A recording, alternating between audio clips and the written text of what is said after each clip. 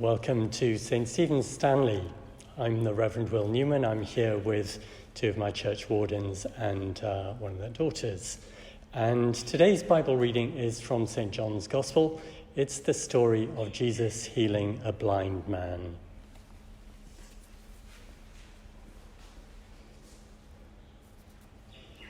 A reading from St. John's Gospel. As Jesus walked along, he saw a man blind from birth. His disciples asked him, "Rabbi, who sinned, this man or his parents, that he was born blind?" Jesus answered, "Neither this man nor his parents sinned. He was born blind so that God's work might be revealed in him. We must work the works of him who sent me while it is day. Night is coming when no one can work. As long as I am in the world, I am the light of the world." When he had said this, he spat on the ground and made mud with the saliva and spread the mud on the man's eyes, saying to him, "Go, wash in the pool of Siloam," which means sent. Then he went and washed and came back able to see. The neighbors and those who had seen him before as a beggar began to ask, "Is this not the man who used to sit and beg?" Some were saying, "It is he." Others were saying, "No, but it is someone like him." He kept saying, "I am the man." But they kept asking him, "Then how were your eyes opened?" He answered, "The man called Jesus made mud, spread it on my eyes, and said to me, 'Go to Siloam and wash.' Then I went and washed and received my sight." They said to him, "Where is he?" He said, "I do not know." They brought to Pharisees the man who had formerly been blind. Now it was a Sabbath day when Jesus made the mud and opened his eyes.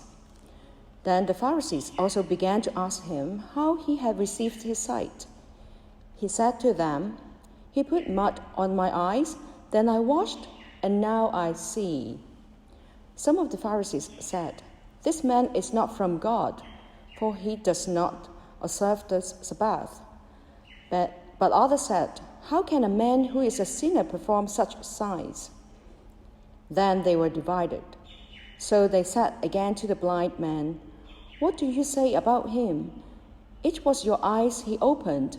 He said, "He is a prophet."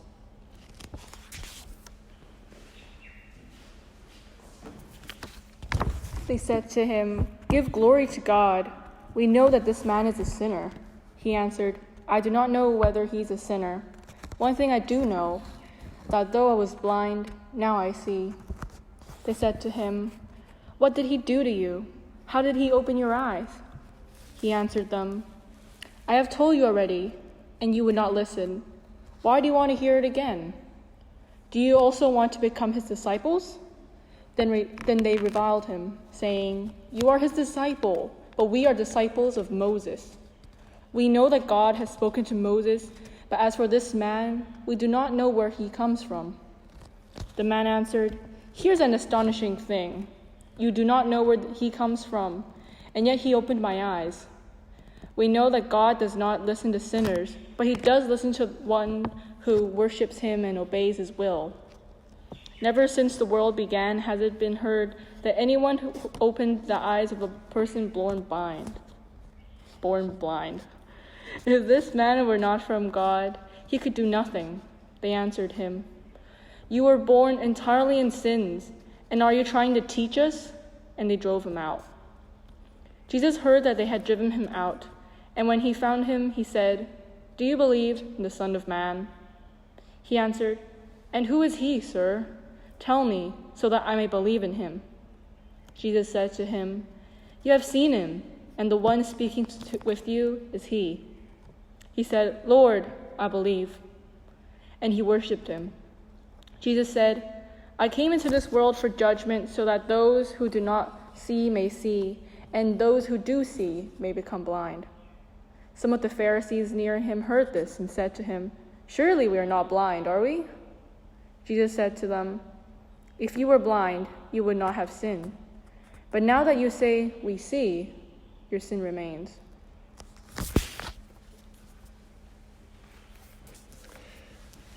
Like so many stories of Jesus, this one invites us into the story.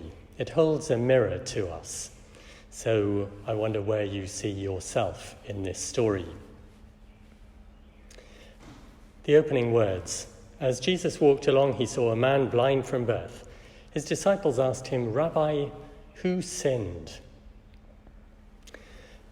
Who sinned? The textbook answer is that we have all sinned, but textbook answers don't help us here.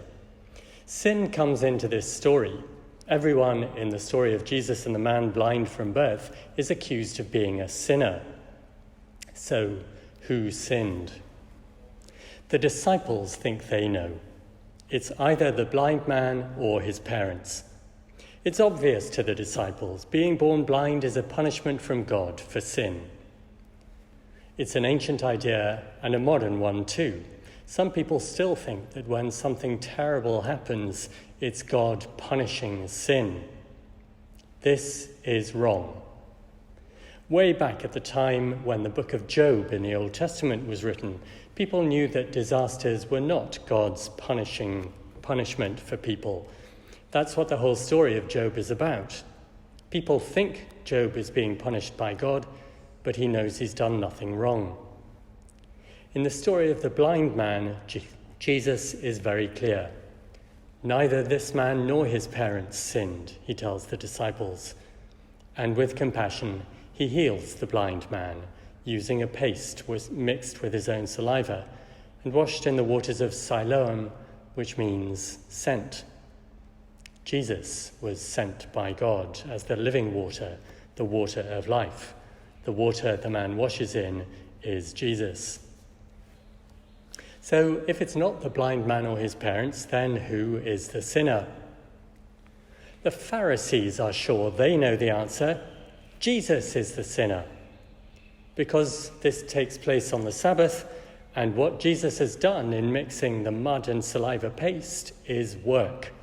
Jesus is working on the Sabbath, breaking one of the 10 Commandments, the law of Moses, the religious law, God's law. The Pharisees confidently say to the man who has been healed, "We know this man Jesus is a sinner."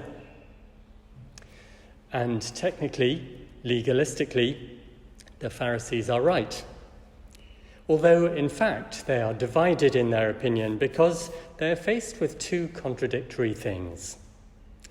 Jesus is a sinner because he has broken the Sabbath law, and yet he has cured the blind man. If curing blindness, restoring someone's ability to see, is a gift from God, and if Jesus performed this miracle, how can he be a sinner? Either he didn't really heal the man, or if he did, he's not a sinner, even though he's broken the law. Then, if it's not the blind man or his parents or Jesus, who is the sinner? Jesus' sad answer is, it's the Pharisees. Jesus tells them, if you were blind, you would not have sin. But now that you say, we see, your sin remains. The sin of the Pharisees is revealed in the exchange between them and the man who has been healed. When the Pharisees ask him a second time how Jesus healed him, maybe giving him a chance to retract his story, he says, I told you already and you wouldn't listen. Their ears are closed to the truth. The Pharisees say, we are disciples of Moses. We know that Moses was sent by God, but we don't know where this man Jesus comes from. At this, the man is astonished. You don't know, you teachers of the law.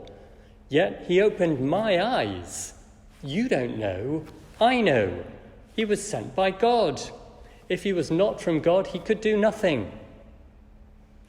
This made the Pharisees mad, and they drove him out. Don't you try to teach us. You were born entirely in sin. The Pharisees can see everybody else's sin, Jesus, the man, his parents, but they can't see their own sin that is preventing them, blinding them from seeing God at work in Jesus. The blind man who has been healed can see what the Pharisees, for all their learning, cannot see.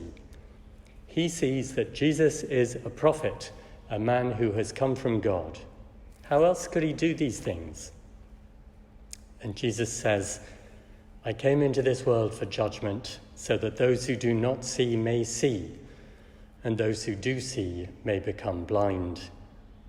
The world is turned upside down. The humble blind man becomes the teacher of the wise.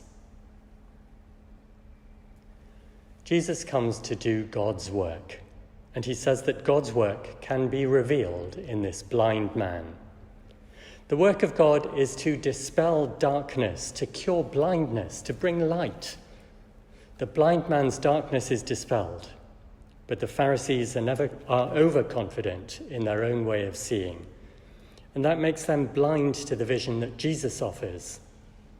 Jesus offers a vision of a world where God's healing power, the power of compassion, is unlimited, not restricted by Sabbath or any other law. Jesus offers a vision of a world where the blind receive their sight, and in this story, the blind man receives both sight and spiritual insight. Jesus says, I am the light of the world, but the Pharisees, who think they see and know everything, are blind. In driving out the man, they are rejecting Jesus. They think they have no need of such a light. When Jesus heard that they had driven the man out, he went looking for him and found him. That shows that Jesus has compassion for the man. It's not a small thing in a highly religious society to be angrily driven away by the religious teachers. Jesus doesn't leave him lost and isolated. He goes and finds him. Do you believe in the Son of Man? Asks Jesus.